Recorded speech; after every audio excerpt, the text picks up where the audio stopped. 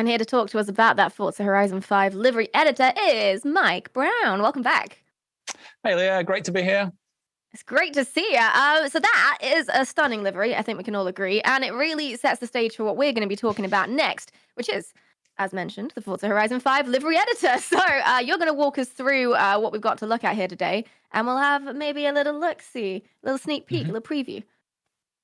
Yes, so I should caveat before we start that livery looked absolutely beautiful. I'm not much of a painter, and I'm not going to be generating anything quite as beautiful as that during the show, but we will get a look at some of the cool new features and functionality in the livery editor. So shall we take a look? Yes, let's get straight into it. And you are selling yourself short, I'm sure. I'm excited to see what we're going to come up with. So before we jump into the paint shop, I was just checking out some of the new upgrade parts on this Jeep Gladiator, rendered here in unparalleled detail thanks to ray tracing on the Xbox Series X. Check out those reflections. Woof! They are gorgeous. And some sweet new upgrade parts there. Exclusive reveal here on the Forza Monthly. Anyway, enough of the Jeep. Let's get out of that. We're not here to look at that. Let's take a look at a different car. So I'm going to jump into my Porsche 911 Gt2 Rs. All right. Any reason in particular for painting up this one? The real reason is, one, because it's one of my favorite cars in the game. Secondly, because I just wanted to show people this sweet new body kit that is available on this car. You can get yourself a Duke Dynamics kit, which makes it look a little bit more aggressive. It's super cool. I just thought I'd reveal that to the world. Appreciate it. We'll pop back in here in a little while, but let's go jump into the paint shop, as that's what we are here for. Right. Yep. You got your you going with this base color here, this nice fluorescent yellow. So yes, this is actually one of Porsche's stock colors. I think they call this one race yellow or racing yellow. I went with this one because I'm using the new Forza Horizon 5 limited edition controller, and I thought I'd use that as the base inspiration for what we're going to create here today. First of all, regular Forza painters may notice that things have been rearranged slightly in the UI.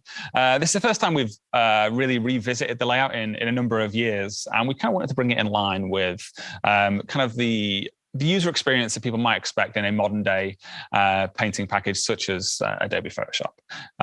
First of all, you've got this. If you're used to having the layers along the bottom of the screen from left to right, we've moved that over to the side of the screen in a vertical stack, so that as you're applying those layers, the order of them makes more sense. So let's see what I mean by that. I'm just going to grab one of these now. As I said, I'm going to try and do something based on the Forza Horizon 5 controller. I've probably already massively oversold my artistic abilities there, but let's start off with... If anything, you've undersold it. I don't know. Right. The controller's real bright as well, isn't it? You got the yellow base, and then it's all paint splatters and gorgeous. That's right, yeah. So. And because it's transparent plastic, the way the light moves through the controls always makes it glow in the dark. I'm going to... so I select that, and then I'm going to move that over here. Already you can see that the UI has been redone and reimagined. We have got fresh icons for everything. I said that I'm going to want to copy that one over. So I'm going to click copy and then paste. And I'm going to select that duplicated layer. I'm going to change the color of it. And I'm going to go with this one with a blue to try and match what's on the pad.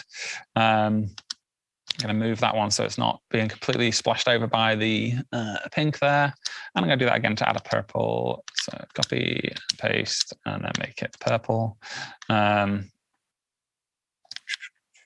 All of this is functionality that people may be familiar with, but it's presented in a way that's it's fresh, and I think it's much more accessible as well. Yeah, now I was about to say, you can do it quite quickly, can't you? You're managing to go in between all these tools really fast, which is... I'm going in between really fast. It still doesn't look very good, and I should caveat, this is about as good as it's going to get today.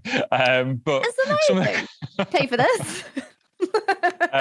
But once I've selected them, I've grouped those layers together. I can now click this button, and I can then copy those over to the other side of my car.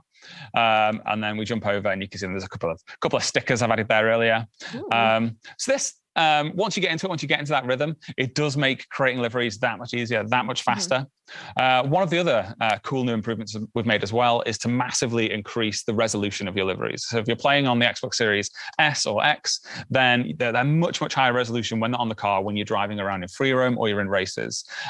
Regular painters will probably have experienced that thing where you build it, you're inside the editor, you build a really crisp, beautiful paint job, you get it out into free roam, and then the realities of having to stream that around the world, it can get a little bit pixelated. So remember this, we'll take a look at that in a sec.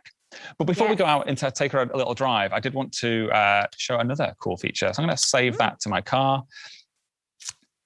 This, of course, is the Porsche 911 Gt2 Rs. It's basically a race car that you can purchase and drive around on the roads. But in Forza Horizon 5, you're not limited to sticking to the frankly awesome asphalt roads that we have in the map. You can convert the car and make it into a bit of an off-road beast as well. So let's jump back into the upgrades menu. Obviously, I've already stuck this kit on it. That did give me a little bit more downforce. You can now take any of the kind of road-built cars and then make them suitable for taking it off-road, maybe you can head across the desert or take it onto a dirt route or maybe even across country. So if I click on the suspension, down at the bottom of the screen, down the bottom left, you can see that all of our cars now have an off-road score. That is the bottom one of those stats. On this car at the moment, it has an off-road score of 4.3. That's out of 10, so that's not a great score. But I can quickly slap on some rally springs. You see straight away the car lifts up straight away, gives it that little bit more clearance. It's going to eat up all those bumps and lumps in the road a little bit more. There is another one as well. I could go for drift springs, which does the opposite effect. It lowers it and it changes the stance of the wheels. But right now we're going to go for rally springs. Also going to have a look at the tires. So we've added a ton of new tire compounds. There is the ones that people will be familiar with, the semi-slick, the slick. There's a drift tire compound, so you could combine that with those drift springs we just looked at if you want to turn any car in the game into a bit of a drift beast. Right now, we are going to go with off-road race tire compound. And you can see as soon as I've selected that one, it's bumped my off-road score up to a pretty respectable 7.9. I can give it a quick engine rev. I'm just going to add those parts to my car. And we'll take it for a quick drive and I'll show you the difference they've made. Yeah, so this is a car that it was first added in Forza Motorsport 6. It's been in Horizon 4 and Forza Motorsport 7 since then. So it's a car that people probably are familiar with the performance of if they've driven it in any of those games. And they'll know that it's a fantastic track car. Not really at home off-road though, but with just a couple of upgrades, really quick. Now. Exactly, just a couple of upgrades and we've made it off-road ready. And those upgrades are available for more or less every single car in the game as well. So if you're a big fan of any street car, you're a 350Z. If you want to make a 350Z and you want to think, right, I'd normally take this and I'd send it for a drift. I'd take it out on the track, or maybe I want to take that out to go for a dirt race or a cross country as well. You can slap a few upgrades on it and you make it into an off-road beast. So you can see as I'm heading across country here, it's holding traction. It's still got full control. No problems whatsoever. Yeah, there we go. That's it. That's a whistle-stop tour of the livery editor and a few new upgrades as well. And I've stacked it into a rock. There we go. Did we get a look at the livery up close in the world? Oh, yeah, good shout. I forgot about that. Yes. So if I head off into a debug camera, we can get in nice and close and you can just see how well all those crisp lines hold up on both the stickers I've added there, the Horizon Festival and Radio at Turner, sneak peek at a new radio station. And you can see all those decals there, just no pixelation at all, just really holds up, perfect quality.